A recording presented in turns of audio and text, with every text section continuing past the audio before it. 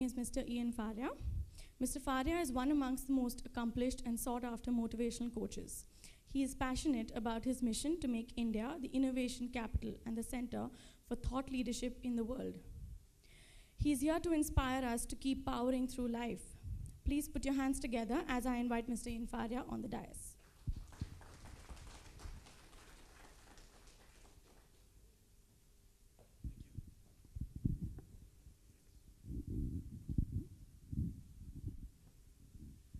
Good evening.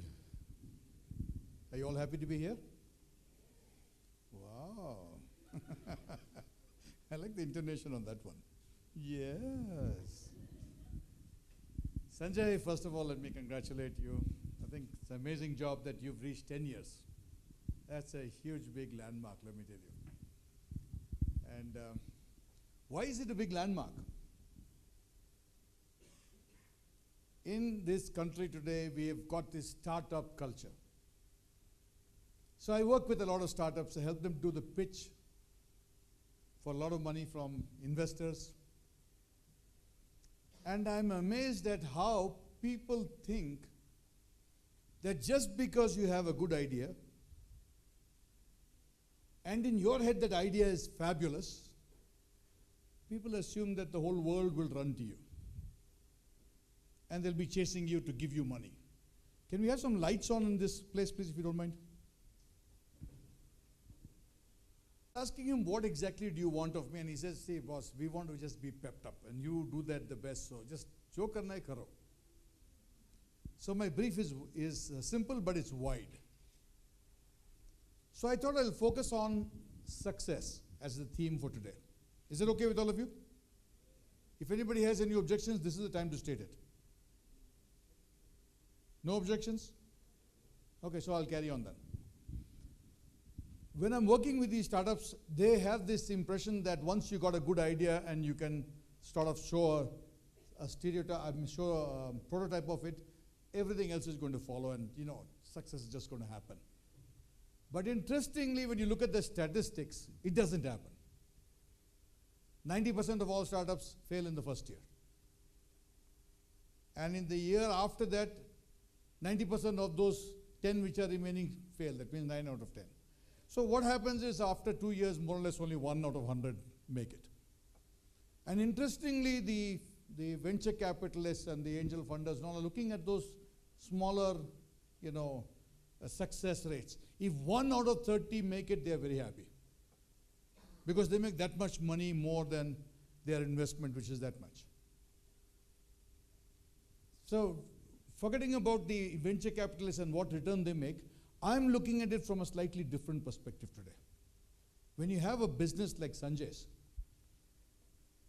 and he's made all these awards happen, and he's got a ton of awards, it's already validation from the universe that something is going on well. So those of you who are working here with FRDC, can I see some hands raised? Where are you? How does it make you feel? What's the feeling? What's the one emotion that's sitting inside of you right now? Oh, and I want some answers. We'll make this interactive, otherwise, it's like a one-way down road. One emotion. Are you feeling happy at least? How many of you are scared though? Because now having reached this 10-year benchmark, let me tell you, there's a lot more that's going to be expected of you. How many would agree with that? Yeah, so what does that expectation come in the form of? Standards, definitely. Consistency, definitely. And all these things sometimes frighten us. So the first thing in India, we have this low self-esteem. And that's why the Indian crab syndrome exists. Do you know what that is? Okay, Indian crab syndrome is a very simple philosophy. They say if you have a basket of crabs, Indian crabs, you don't have to cover them. You don't have to put any gunny sack or anything on top of them to worry that the crabs are going to run away. Tell me why? Yeah, that's it. They keep pulling each other down. So if one crab is daring enough to try and walk out of the basket, there'll be 2 or 3 who want to pull it down. I'm not joking, this is a serious psychological issue with India. And so they call it the Indian crab syndrome, but I'm thinking it's not because of the crabs. Agreed? Not agreed? Some of you are smiling guiltily here. So what does that mean? Does it mean that you do some of that yourself? How many of you here, if you were in that basket of crabs, would see one crab going out and push that one out and say, when you go out, take me out of here? How many of you would do that? So I got some hands up. Now I'm going to try and look at whether these guys are telling the truth or what. I'm assuming yes. I'm assuming yes. Especially anybody associated with Sanjay, he must be honest, right? How many of you would agree that Sanjay is an honest guy? Yeah? Please, let's have the video on these guys. Just check these guys. No, let me tell you, I had a nice 1-hour chat with him, and he's just such a simple and awesome guy. It's unbelievable. So at the end of that talk, I had to leave for another appointment, but I really wanted to continue the conversation with him. Now look at the fun for all of you working with him. You get to see him on a day-to-day basis. I'm not sure you'll get 1 hour to spend with him. But even if you get 10 minutes at a time, over 10 days, you got 100 minutes. This is more than 1 hour. And I think that's good enough. But more than all of that, I want to mention something to you. There is this ethos that rubs off onto the people we are close to. And so, like Ralph Waldo Emerson was already quoted once, he said, no man can genuinely try to help another without genuinely helping himself. And I see in Sanjay that helpful kind of person. So when he was mentioning to me, he really didn't bother whether the client was paying him top dollar or not, or sometimes not even whether he was paying him dollars in the first place. But he wanted to deliver his services at a level that the client would be happy with it. And therein lies some of the things that we should start to look for. What are we working for?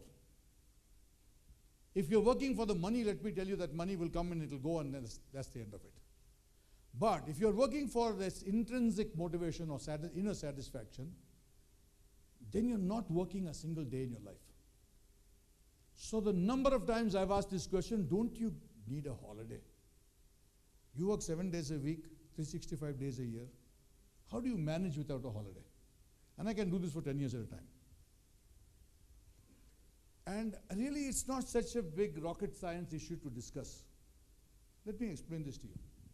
If you love what you're doing, you're not even working a single day in your life. So very often, and I'm saying this publicly, I don't really know why people pay me. Because I should be paying them for the joy I get out of doing the work that I do. Now, if you can take a tip from this, and if you can come to work every day, thinking, you know what, the work that I do is going to help somebody with their design, or with their store frontage, or is going to help them do business better, is such a joyful feeling on its own. The money then is incidental, right? It doesn't really matter. And I know money is important, and I'm not trivializing it.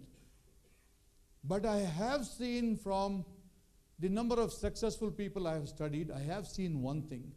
The people who did it for the money always failed sooner or later. Because money as a goal is not really a proper goal. It's something extrinsic and on the outside, and it's something that we keep on chasing. But if you're doing something for something on the inside, every day you're getting up thinking, you know what, today is a new day, and today I'm going to make a bigger difference. And I see it's those people who make it. Let me give you my own personal example. Nicole, I don't know whether you know that. Nicole Faria is my daughter. And I think the one reason why she won the Miss India and the Miss Earth in 2010 was this simple fact, that she didn't go to win. Now, how do I explain this? The reason that she went for that was because I pushed her. And I said, Nicole, if you think you're really that good, you say you're the best on the ramp, you say that you're highly recognized in this country, and you're saying you're going to go and train the Miss India hopefuls in 2009 for the ramp walk. What if one of those girls insulted you? What if one of those girls said, hey, Nicole, you're a stupid model, okay? Just zip it. I could be the next Miss India. What would you do? Her quick response was, I'll slap her. And I said, therein is your downfall, Nicole. Therein you lose. And she said, what do you mean, Pa? Somebody can't just insult me. I'm going to go and do this for them. I'm helping them to achieve their success. I said, whatever your intention. The truth of the matter is, they could be the next Miss India and you will still be a model. Yes, no, maybe? So I said, if you really want to make a mark for yourself, don't take this offer this year. Let it pass you by. Take it up next year after you won the Miss India. So she kept quiet. She looked at me. I said, what happened, Nicole? She says, Pa, that's okay if I win. What happens if I lose? I said, good question. She said, right now I've got a nice stature as one of the top ramp models in the country. Why would I lose that to also ran in the Miss India? I said, Nicole, how about this? At least if you go for the Miss India, you'll get that training and you'll figure out what they did or didn't do with you. And the next time when you're going to train them, you already have experience of 1 year before you. Yes, no, maybe? Yes. So the intention there, I said, don't go to win, because if you go to win, you're going to lose. Lose in the sense, if you don't get a particular award, you're feeling, oh, I lost that award. I said, why not go there for the fun of the experience? And that changed everything for her. So when she went for the Miss India, the win was going to be a bonus. If she got it, fine. If she didn't get it, fine. But what she would have got is experience. And I want to offer that as a lesson to all of you today. So on one hand, extrinsically, she was there to win because she didn't go there to, just for the fun of it. She said she was there to win. But internally, she did not take that pressure. Now, please understand, this is a very simple issue I'm talking to you. There are two aspects. One is the outside aspect of what I show in the mask outside. And the other is the internal aspect of what drives me and what wakes me up in the morning. Getting it, not getting it? So you're all the time playing this dichotomy of the outside world and the inside world. And here's a big lesson for all of you. You must know how to balance these two worlds constantly. Otherwise, you're not going to hit the big numbers if you're not playing to the outside world and the scores there. And internally, you're not driven enough because it's not making you happy to do it. You're doing it for something outside, and if you miss that, you lose. So if you can get what you want on the inside, what you get on the outside is just a bonus. If it comes to you, take it with two hands and say thank you to the universe. If it doesn't come to you, so be it. At least you got learning. So you're all the time going to win. So if you look at Nicole's video on the final round of the Miss Earth in Vietnam, they had announced the top 3 out of the 4, and the number 1 was going to be announced. And this is something which you must understand in terms of a background. When we saw Nicole as a small kid, she did something very interesting. She had this whiteboard, and she used to teach the lessons to all her dolls and Barbie dolls, stuffed toys. And after that, she had playtime. And my wife had bought her a small play kit for makeup. And she put on that makeup, and every day she would do this routine after her studies that says, and the winner is Nicole Faria. And then she would sort of stand at the side and sort of blink her eyelashes and all that and say, thank you very much. And I want to thank my mom, and I want to thank my dad. And she picked that up from some Academy Award ceremony somewhere. But she did this so often, and we used to watch from outside the door, and we used to laugh at her. But when they were announcing on the 4th of December 2010, and the announcement went like this, and the winner is India, Nicole. Other than India, everything was the same status. Even now I have my hair standing up. It's a very eerie feeling. When we saw Nicole doing this as a small kid, we thought, what is this stupid routine? But we humored her on it, and we laughed outside. And when this announcement was made in the same order, except for India, as the insertion, it was a very eerie feeling for us. Both my wife and myself looked at each other like, what was that? I mean, was she planning this on that level?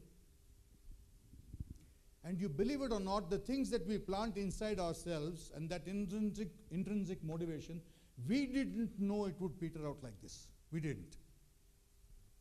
And until that occasion happened, let me tell you, it was forgotten. Because everything else happens so fast in the world, right? Now, all the young people here, I want to share this with you. Can you today, just for a split second of time, can you think, what do I really want for myself? And it doesn't matter if it's real or not real. It doesn't matter because some seeds that are planted in your inner consciousness will at some stage, according to the universe's dictates, become fruit. And so I'm offering you another small analogy to look at.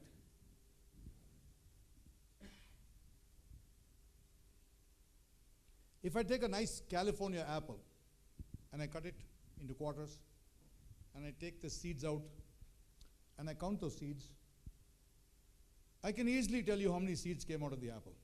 Yes, no? What if I took one of those seeds and I gave you a sharper knife this time and I said, can you cut that seed please and check how many apples could come out of that seed? The smart people here would tell you this many. Why? Because you cut the seed. But those same smart people will tell you from the other seeds, why don't you plant some in good faith? And though we might not be able to say how many apples could come out of any of those seeds, the principle of emergence is in that seed could be a multitude of orchards. And yes, all those orchards would have come out of that one small seed that was planted in good faith. And when I look back to 10 years ago to Sanjay starting this and making that call that Neeraj talked about, according to me, that was a seed that was planted in good faith. And 10 years later, and many awards later, and so many people who have come in and gone out, and some will probably come back again, and some of you will be here for the next 20 years. That seed is bearing fruit today. And I think I'm proud to be here and wearing this badge that says 10 and proud. Are some of you feeling the same here as me? How many of you are saying yes, 10 and proud? Yes, seriously? Can you say it loud with me, 10 and proud? Really? What happens in the next 10? Could this event be a seed for the next 10 years to come? And I don't know who of these young people here could 10 years from now be on a national stage or on an international stage thinking about, 10 years ago we had this 10th year celebration and life's like that. Life is exactly like that. It's the thoughts that you have today, it's the dreams, the aspirations, and what you want from life that start to draw from the universe what you're looking for.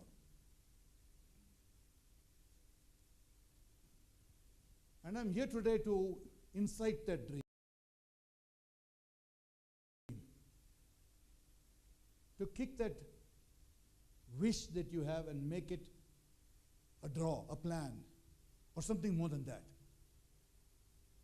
And while you are in design and you are designing the storefronts or the merchandising or the shelves or whatever it is, you might not know how many millions of dollars could come out of the designs that you make because it is so appealing to the customer. But sadly, we don't think of that. Sadly, we think it's one design drawn and given, and that's it. And some of you might actually go and check whether it's been built properly. But I know one thing, that when you start to put life and soul into it, and when you start to think that this could make a difference, then all of a sudden that doesn't become a drawing anymore. It becomes the future of another company. It becomes the stuff that dreams are made for so many other people who want to work there. And the money that that company makes goes and adds to our GDP, or our gross domestic product in India. And in some way, the design that you did is actually adding to India's national economy. And if you can only start to look at life that way, life becomes so much more exciting. I remember some time ago, I came across this story. It says 3 masons were sitting and working on a wall. They were building some part of a wall of some other big structure. And so this gentleman goes and taps the first mason and says, "Excuse me, sir, what exactly are you doing?"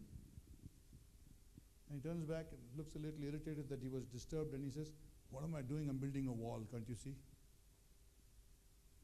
"Yeah. And when I build 100 square feet of wall, I can go for the day. That's my role. Anything else?" And he said, "No, thank you, sir." Then he goes to the next mason, taps him. "Excuse me, what are you doing, sir?" He said, "I'm a first-class mason. What do you think I'll be doing?" He says, "I'm building a wall, but I'm building this wall within what we call the English stretcher bond. And that is the bond where you don't have a brick on top of a brick, but you have a half brick on top of a brick. And so there's no joint upon joint, but the joint is staggered." And he says, "Sir, here's the plumb bob. Check it out. It's perfect. Vertical. And if you look at the gaps between the bricks, that's also perfect. And this wall should last at least 100 years. Anything else?" He said, "No, thank you very much, sir." He goes to the third mason and taps him and says, "Sir, excuse me, what are you doing?" And he said, "I'm so glad somebody asked. You know what? I'm building the north wall of the presbytery in one of the greatest cathedrals on the planet. And you know what? Little further up is going to come the door, and the door jamb is going to fit here. And this wall that I build and this cathedral that's going to come here is going to last for 600 to 700 years. And you know what? I'm proud to be building the cathedral." All these 3 guys are working back to back, side by side. But all 3 of them have different vision of what they're doing. Now, while some of you are here just to keep a job or to get some work X till you get your next job, I'm thinking some of you are already seeing a bigger picture than maybe even Sanjay has seen. And to those people I say, that's the dream that you should nurture. That's where greatness comes out of. And even though today you might not be able to see all the steps along the journey, it does not really matter. What really matters is what you believe in your heart today.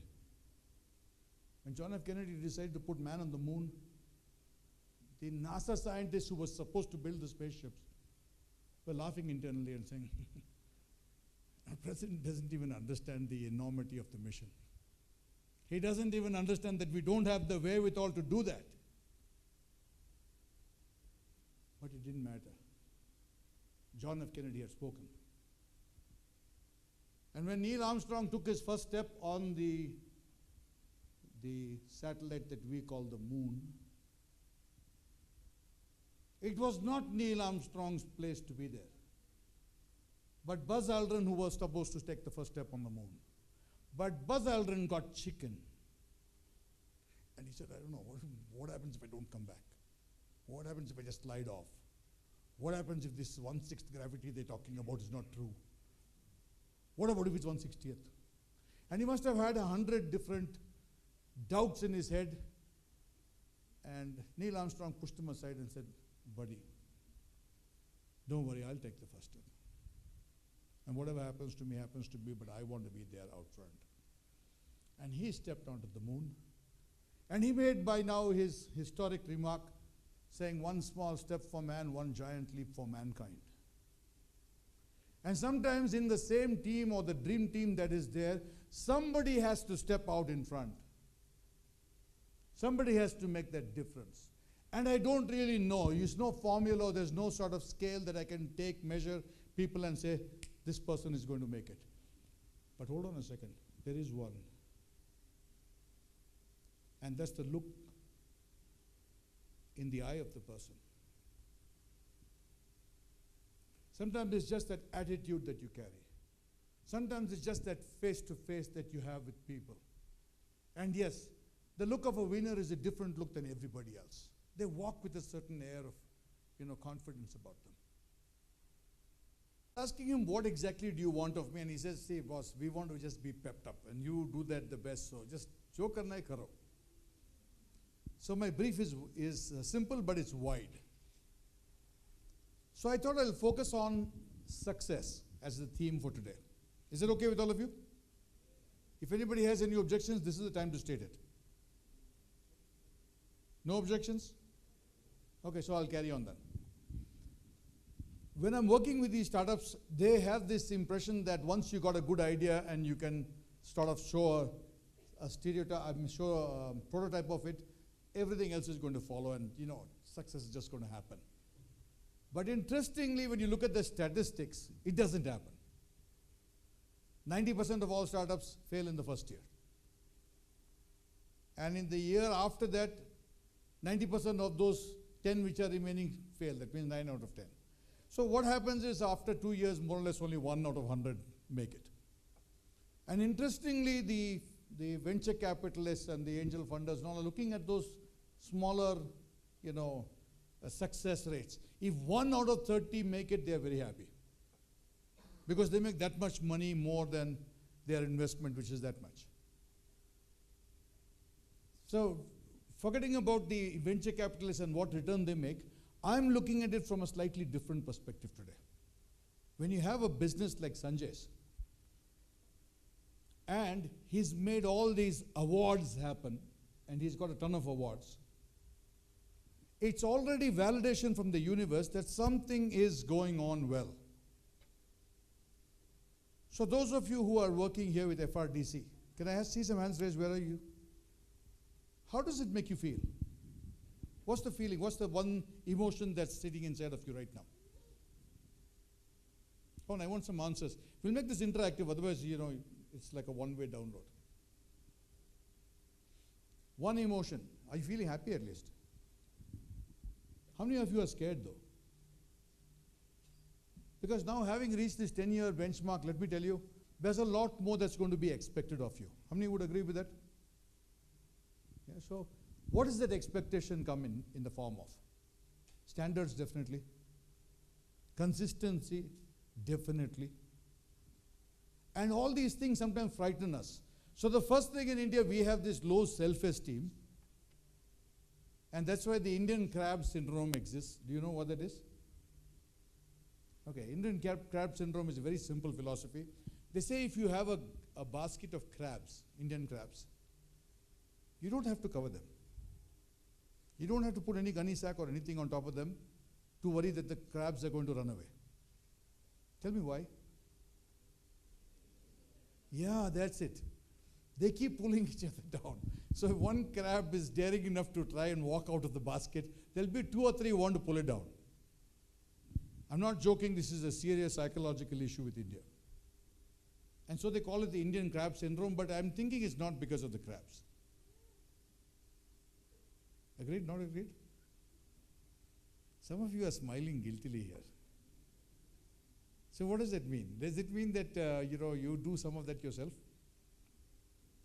How many of you here, if you were in that basket of crabs, would see one crab going out and push that one out and say, when you go out, take me out of here? How many of you would do that? So I got some hands up.